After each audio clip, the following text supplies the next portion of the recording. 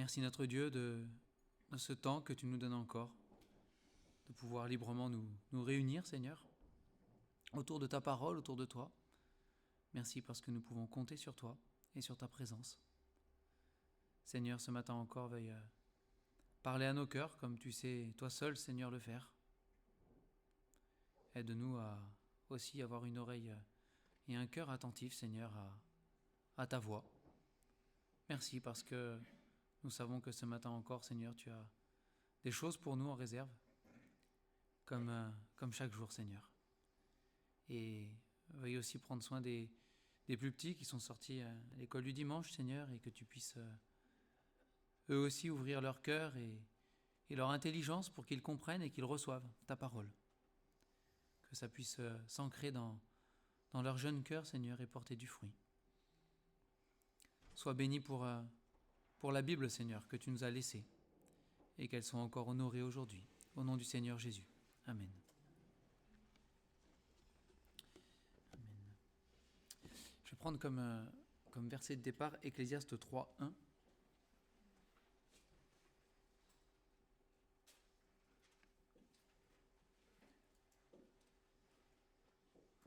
Voilà, Ecclésiaste chapitre 3, verset 1. Il y a cette déclaration que nous connaissons. Il y a un temps pour tout, un temps pour toute chose sous les cieux. Et on ne va pas lire la suite, vous la connaissez, vous la relirez chez vous, ça vous fera un rappel, de cette suite de temps qu'il peut y avoir sur la terre ou dans la vie d'un homme. Et je me suis dit, est-ce qu'il n'y a pas d'autres temps dans la Bible dont il est question? On sait que la liste qui suit après n'est pas une liste exhaustive, il n'y a pas tout qui est marqué, il peut y avoir d'autres choses. Et j'ai voulu aller voir dans le Nouveau Testament. Et donc je vous propose ce matin de parcourir un peu le Nouveau Testament dans les différents temps dont il peut être question dans la Bible. Des temps qui concernent parfois l'humanité, qui concernent parfois et surtout notre propre vie aussi. Donc on va aller dans le livre des Actes pour commencer. On va aller en Actes 17-30.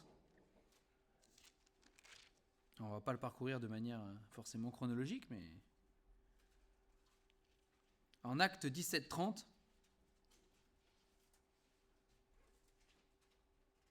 nous avons ce verset qui fait partie du discours de Paul à l'Aréopage. Et vers la fin de son discours, avant qu'on le coupe, voici ce qu'il proclame. Il dit « Dieu, sans tenir compte des temps d'ignorance, annonce maintenant à tous les hommes, en tout lieu, qu'ils ont à se repentir. » On va finir la phrase quand même, on lit le verset 31. « Parce qu'il a fixé un jour où il jugera le monde selon la justice, par l'homme qu'il a désigné, ce dont il a donné à tous une preuve certaine en le ressuscitant des morts. » Donc cette grande déclaration de Paul devant ces Athéniens. Et au verset 30, du coup, il nous est dit « Dieu sans tenir compte des temps d'ignorance. » Alors il s'adresse à ces Athéniens qui avaient de multiples dieux. Ils avaient même un dieu inconnu. C'était celui qu'ils ne connaissaient pas. Et Paul, dans son discours, dit que Dieu ne tient pas compte des temps d'ignorance. C'est la grâce de Dieu. Il y a des choses dont nous sommes ignorants. Et même nous encore aujourd'hui, malgré toute la révélation de la parole de Dieu que nous avons, et c'est un privilège immense, et c'est plus grand qu'on peut l'imaginer, ça c'est clair. Malgré tout ce que nous avons déjà vécu, chacun d'entre nous avec le Seigneur, il y a encore beaucoup de choses dont nous sommes ignorants. Et nous lisons la parole, et nous avançons avec le Seigneur, nous faisons d'autres expériences avec Dieu, et nous apprenons. Et parfois on se dit, si j'avais su ça plus tôt, j'aurais pas fait comme ça à l'époque, j'aurais pas fait comme ça avant. Le Seigneur nous révèle des choses, et il nous apprend, il nous enseigne. Et ici, dans ce verset, il est dit que Dieu ne tient pas compte des temps d'ignorance. Alors ça ne veut pas dire que nous ne sommes pas coupables des péchés que nous commettons avant, c'est pas ce qu'il dit. Mais Dieu fait grâce, Dieu a pitié. Dieu sait que nous étions des ignorants. Et à l'échelle de l'humanité, ici, c'est ce qu'il dit pour ces Athéniens. Il y avait tous ces temps d'ignorance avant. Mais ce qui compte, c'est pas les temps d'ignorance. Ce qui compte, c'est que maintenant que vous savez, qu'allez-vous faire? Maintenant que vous êtes au courant, maintenant que Dieu a révélé sa volonté, parce que c'est cela, hein, maintenant qu'il a révélé sa volonté, qu'allez-vous faire? On ne va pas rester à se morfondre sur les temps d'ignorance. Les temps d'ignorance, on doit les laisser au passé, on doit les confesser au Seigneur, on doit demander pardon, parce qu'ici, hein, il annonce à tous les hommes en tout lieu qu'ils ont à se repentir. Donc, on ne reste pas à se morfondre sur ces temps d'ignorance, mais on les confesse au Seigneur. On dit, Seigneur, je ne savais pas. Pardonne-moi. Et on avance. Et ce qui compte, c'est maintenant. Ce que nous allons faire maintenant. Et donc, il y a des temps d'ignorance. J'ai mis un parallèle avec Romains 3, 25. Si vous voulez tourner avec moi en Romains chapitre 3, verset 25. Alors, on va lire 25 et 26. Hein. C'est lui, voilà, donc c'est Jésus-Christ bien sûr, hein, c'est lui que Dieu a destiné à être par son sang, pour ceux qui croiraient, victime propitiatoire, afin de montrer sa justice, parce qu'il avait laissé impunis les péchés commis auparavant, au temps de sa patience. Il montre ainsi sa justice dans le temps présent, de manière à être juste tout en justifiant celui qui a la foi en Jésus. On va rester sur verset 25, on ira au verset 26 après. Donc au verset 25, ici, il nous parle du Seigneur Jésus-Christ, qui était celui qui était destiné à racheter l'humanité par son sacrifice, par son sang. C'est lui qui rend Dieu propice, hein, la victime propitiatoire, c'est lui qui rend Dieu propice envers nous par le sacrifice qu'il a fait, alors qu'on ne le méritait pas. Et il dit que Dieu avait laissé impunis les péchés commis auparavant au temps de sa patience. J'ai fait un parallèle avec le temps d'ignorance. Il y avait ces temps d'ignorance dont Dieu a dit, voilà, sans tenir compte de ces temps d'ignorance. C'était au temps de la patience de Dieu. Et ça souligne encore une fois la grâce de Dieu envers l'humanité, la patience de Dieu envers l'humanité, et aussi envers chacun d'entre nous, et envers moi le premier. C'est combien Dieu est patient, et combien il y a dans ma vie, et dans notre vie à chacun, des temps de patience, où Dieu vraiment est d'une patience extrême avec nous. Parce que il a beau nous répéter 26 fois les choses, eh bien parfois nous nous entêtons. Nous sommes têtus. Hein, nous sommes têtus, on a la tête dure. On est souvent prompt à juger le peuple d'Israël qui avait le cou raide et etc. Mais nous sommes les mêmes. Nous sommes les mêmes. Mais Dieu, avec le Seigneur, il y a le temps de la patience.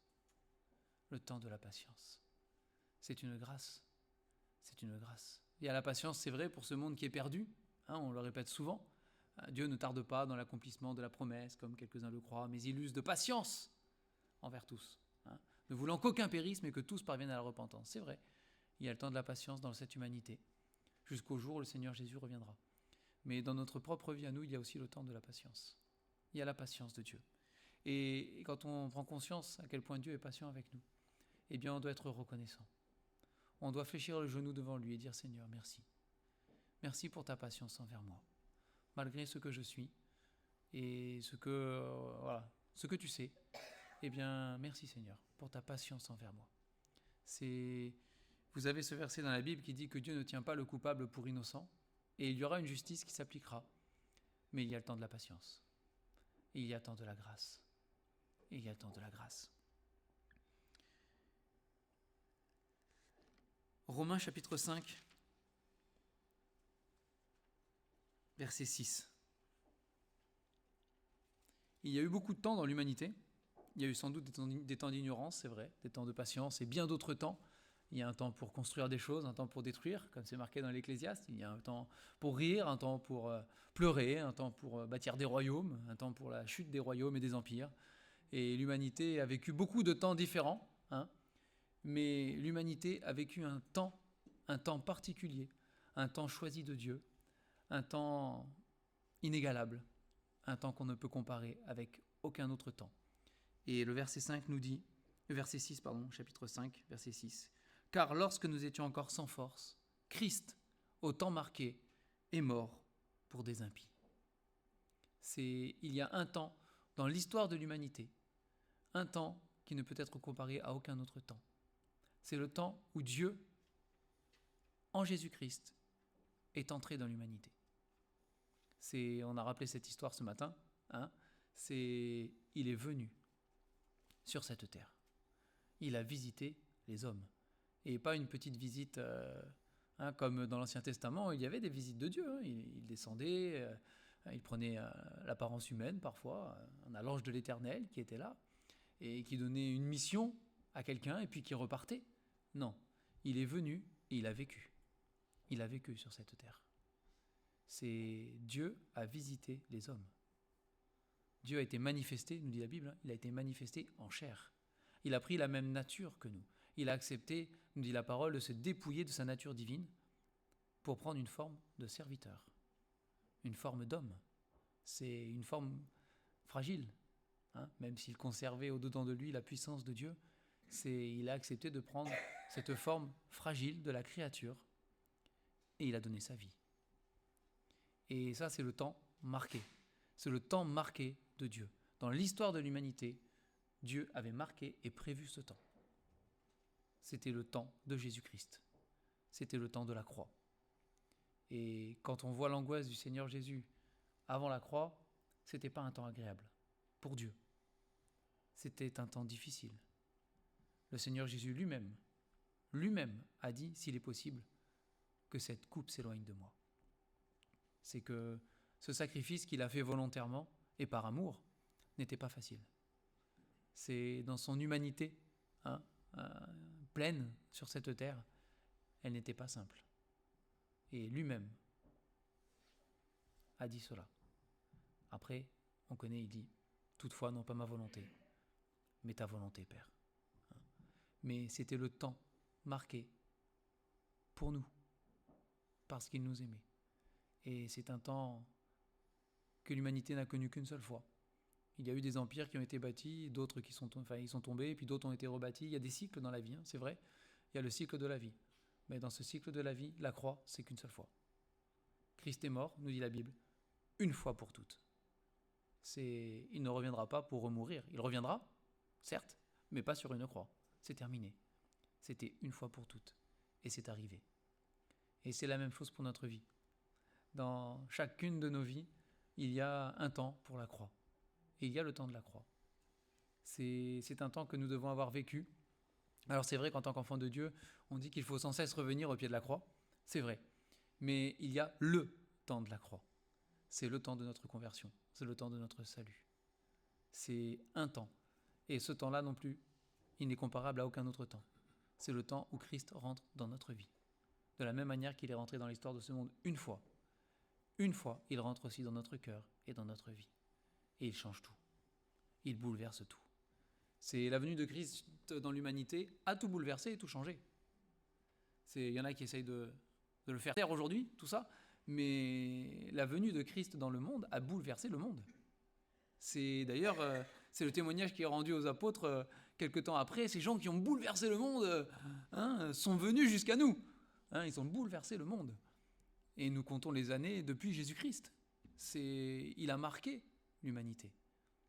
Et de la même manière, quand Christ rentre dans notre vie, il bouleverse notre vie. Et il marque notre vie à jamais, pour toujours. C'est rencontrer Jésus-Christ comme son sauveur, ça nous change. Et pour l'éternité, dit la Bible, pour l'éternité. Et j'espère que pour chacun d'entre vous, vous avez déjà vécu ce temps. Ce temps où Christ est entré dans votre cœur et dans votre vie, et qu'il a changé toute chose, et qu'il a tout bouleversé. Et que vous pouvez dire oui. Ce temps marqué de la croix, je l'ai vécu. Je l'ai vécu. C'est peut-être il y a très longtemps, peut-être il n'y a pas si longtemps, et peu importe. Mais je l'ai vécu. Je le sais. Jésus-Christ est mon sauveur. Et je lui rends grâce pour cela. Et je le remercie.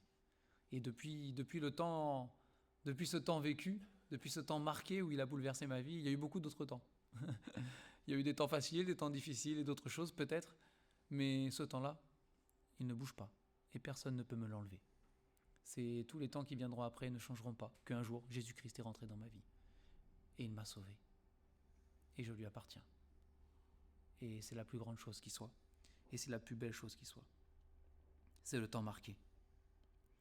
Et ce temps marqué est là pour nous faire vivre le temps présent. Et la Bible nous parle du temps présent. Alors Romains 3, on l'a lu tout à l'heure, on revient juste en arrière, mais Romains 3, 26, il dit au verset 26 qu'il montre ainsi, par Jésus envoyé pour nous sauver, il montre ainsi sa justice dans le temps présent, de manière à être juste tout en justifiant celui qui a la foi en Jésus. On a Romains 8, 18 aussi. L'apôtre Paul nous dit « J'estime que les souffrances du temps présent ne sauraient être comparées à la gloire à venir qui sera révélée pour nous. » Alors j'ai pris que des exemples, il y aurait d'autres versets qu'on peut prendre, surtout sur le temps présent, il y a d'autres versets. Mais nous sommes appelés à vivre le temps présent. On n'est pas appelé à vivre le temps passé, et on est appelé à vivre le temps présent. Et dans le temps présent, la Bible nous dit que Dieu manifeste sa justice à travers nous aussi, normalement.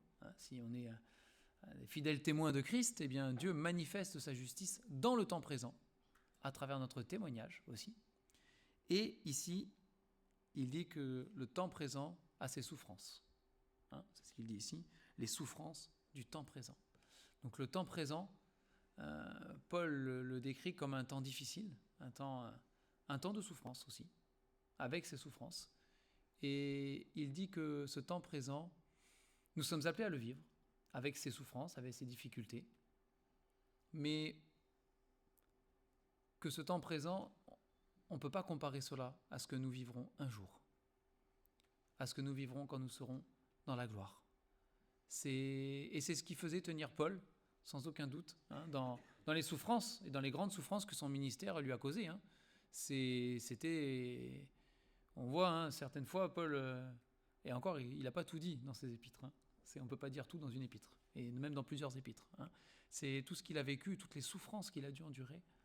Mais il dit, voilà, les souffrances du temps présent, je sais que comparé à la gloire à venir, c'est rien. C'est un jour, je serai dans la présence de mon Sauveur, je serai dans la gloire. Et tout le reste, ce sera plus que du passé. Ce sera vraiment très loin derrière moi. Ça me semblera tellement loin et flou et lointain, et c'est parce que la gloire à venir n'a aucune commune mesure avec le temps présent. Mais en attendant, on doit quand même vivre ce temps présent. On vit dans le présent. Et en parlant de temps difficile, j'ai fait un parallèle avec 1 Corinthiens chapitre 7. 1 Corinthiens chapitre 7, le verset 26.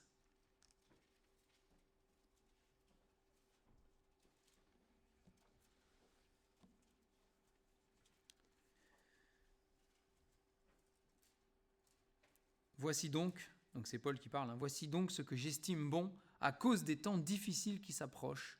Il est bon à un homme d'être ainsi. Donc bon, il y a un contexte particulier, là peu importe le contexte, c'est pas le fond du sujet. Mais Paul ici dit qu'il y a des temps difficiles qui s'approchent. Si on va en 2 Timothée chapitre 3 verset 1, 2 Timothée chapitre 3 verset 1,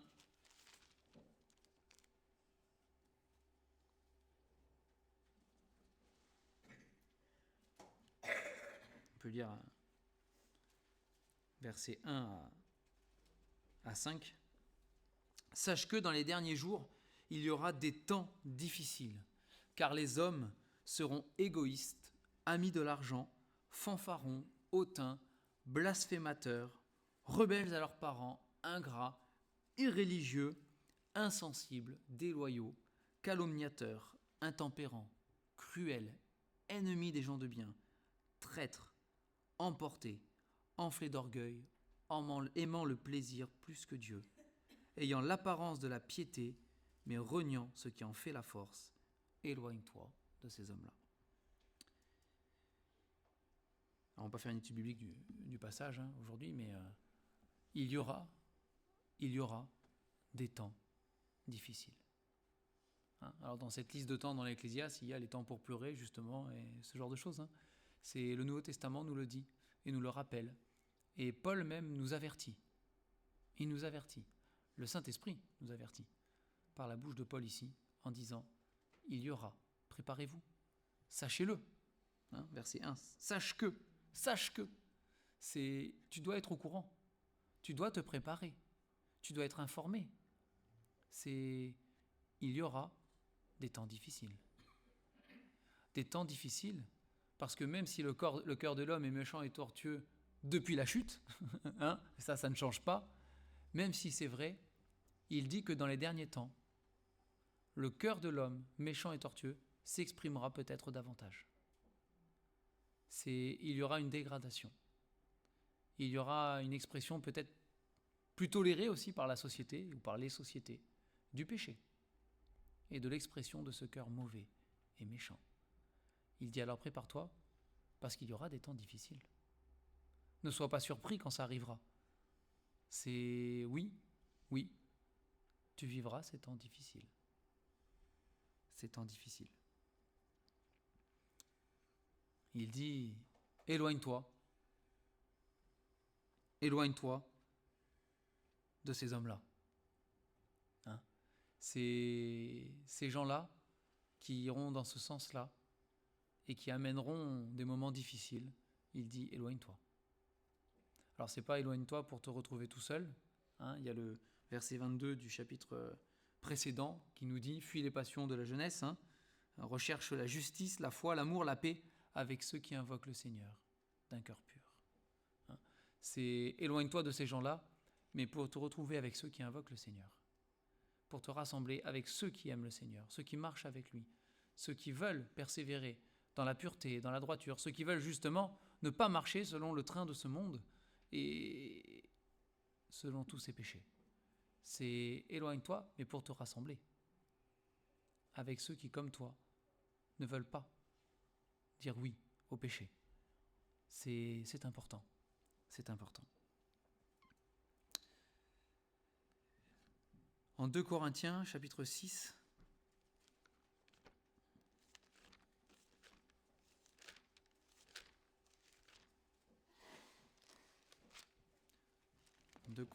chapitre 6,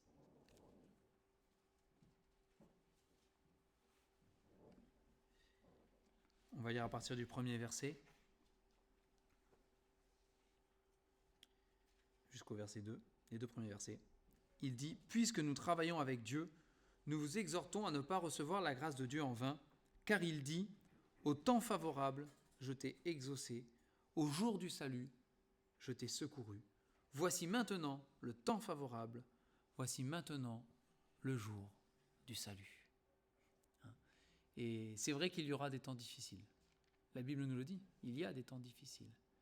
Mais il y a aussi le temps favorable, le temps du salut de la part de Dieu. Alors il n'est pas uniquement, c'est vrai qu'il est aussi question du salut de notre âme. On dit c'est aujourd'hui le jour du salut, c'est le moment favorable, c'est le jour de se tourner vers Christ. Mais ici, le salut c'est délivrance, c'est le mot qui veut dire délivrance. C'est comme quand on dit quiconque invoquera le nom du Seigneur sera sauvé. En fait c'est le mot délivrance, et sera délivré. Et c'est vrai pour le salut de notre âme, mais c'est aussi vrai dans toutes les circonstances de notre vie et tous les temps difficiles que nous avons à vivre. Dans chaque temps difficile que nous vivons, nous pouvons invoquer le nom du Seigneur pour être délivrés. Et ici, c'est la même chose. C'est aujourd'hui le jour du salut, le jour favorable, au temps favorable, je t'ai exaucé. Il y aura dans ces temps difficiles que nous avons à vivre aussi les temps favorables de Dieu.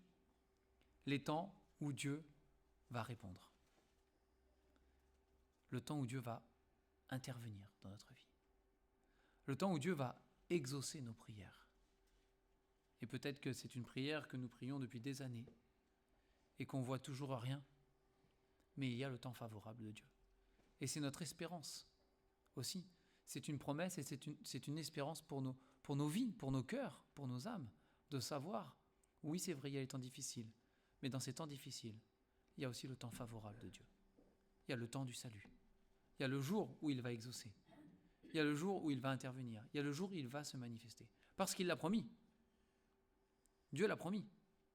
Il n'est pas sourd à nos appels, à nos prières, à nos supplications, à nos requêtes. Il n'est pas sourd. Mais il fait toutes choses belles, comme dit l'Ecclésiaste, en son temps. Et son temps à lui, c'est le temps favorable. Il y a le temps des hommes, il y a notre temps, c'est-à-dire tout de suite, aujourd'hui. On vit dans un monde où c'est le tout de suite, c'est instantané. Ça, c'est le temps de l'homme. Et puis, il y a le temps de Dieu. Et en son temps, nous savons, parce que la Bible dit, nous savons qu'en son temps à lui, il fait toutes choses belles et à la perfection. Et ça, c'est notre foi. Notre foi, encore là, qui est mise en action, de dire Seigneur, je suis dans le temps difficile, je ne comprends pas pourquoi tu tardes, je ne comprends pas pourquoi ça ne marche pas, je ne comprends pas ceci, je ne comprends pas cela.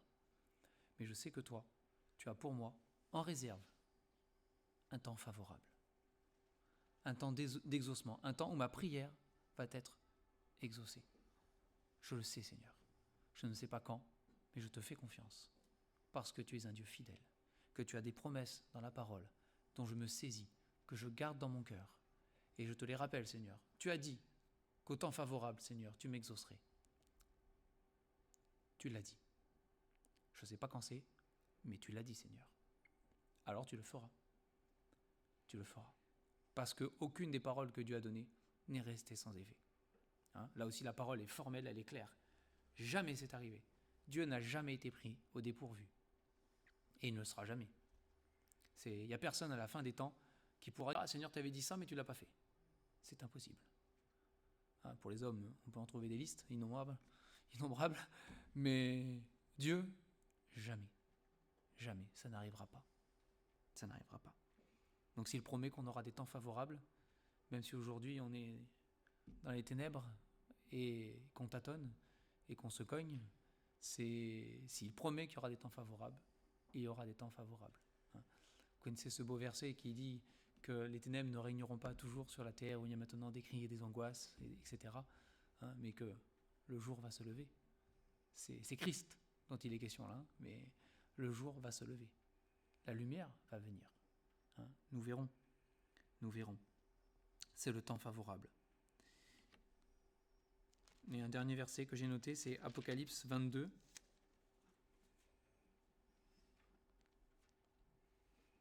Apocalypse 22, 10. Où Jésus dit à l'apôtre Jean, qui a écrit le livre d'Apocalypse, il me dit « Ne scelle point les paroles de la prophétie de ce livre, car le temps est proche. » Alors ça revient, c'est un exemple ici encore une fois, parmi les autres fois ça revient. Le temps est proche. Nous sommes appelés à vivre le temps présent dans l'espérance d'un temps proche à venir de délivrance et de retour de Christ. Et ça, le Nouveau Testament en est rempli. Nous vivons dans l'espérance que le Seigneur revient bientôt. C'est bientôt le temps où Dieu dit « j'arrive ». Il est déjà là. Il est déjà à la porte. Il frappe déjà. Il va rentrer. Il va arriver.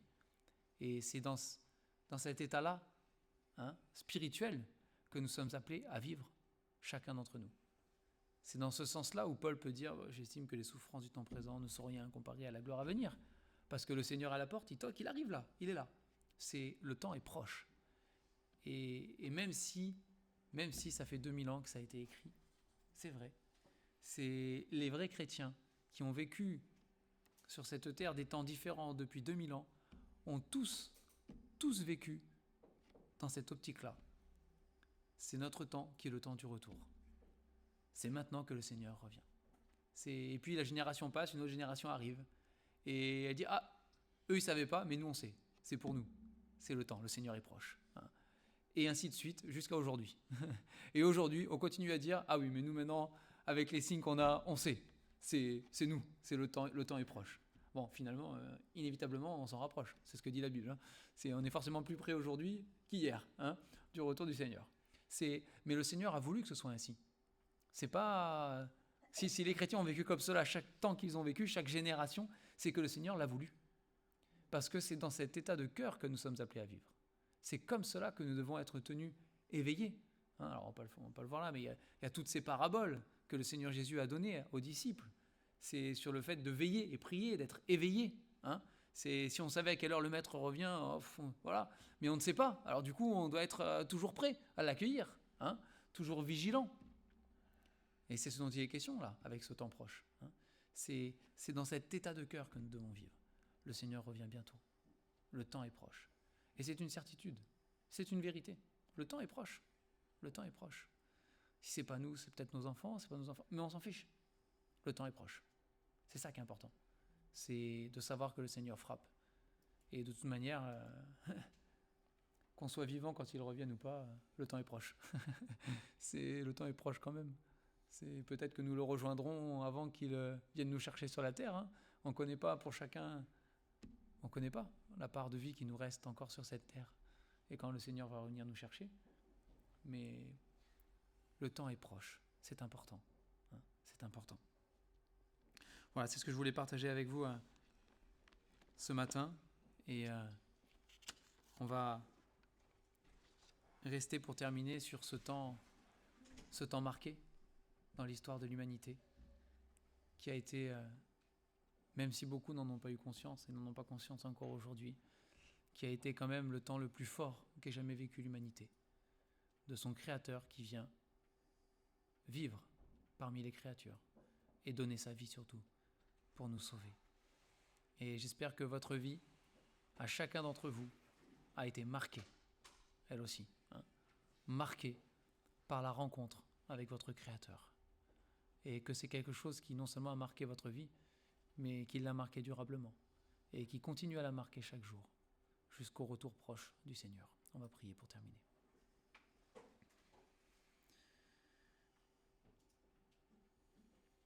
Seigneur, nous te disons merci. Merci ce matin, merci pour ta parole, merci pour ce rappel, merci pour tout ce que tu nous révèles aussi, Seigneur. Merci pour le salut. Seigneur, c'est vrai, il y a dans nos vies bien des temps différents. Mais ô combien ce temps marqué, où tu es rentré dans notre cœur, et où tu nous as sauvés, est un temps à part, Seigneur, et un temps qui change tout. Seigneur, nous ne savons pas, pour chacun d'entre nous, les temps que tu as en réserve pour nous. Mais nous voulons, Seigneur, les vivre et les traverser avec toi, nous appuyant sur tes promesses, Seigneur, et sur ta présence. Nous voulons considérer que le temps est proche, Seigneur, aussi où tu reviens nous chercher. Et que dans toutes nos difficultés, dans tous ces temps difficiles, dans tous ces temps d'angoisse et de ténèbres, Seigneur, il y a un temps favorable. Il y a ton temps, Seigneur. Garde nos cœurs dans la foi et l'espérance de ce temps, qui ne manquera pas d'arriver, Seigneur, parce que tu es fidèle. Au nom du Seigneur Jésus. Amen.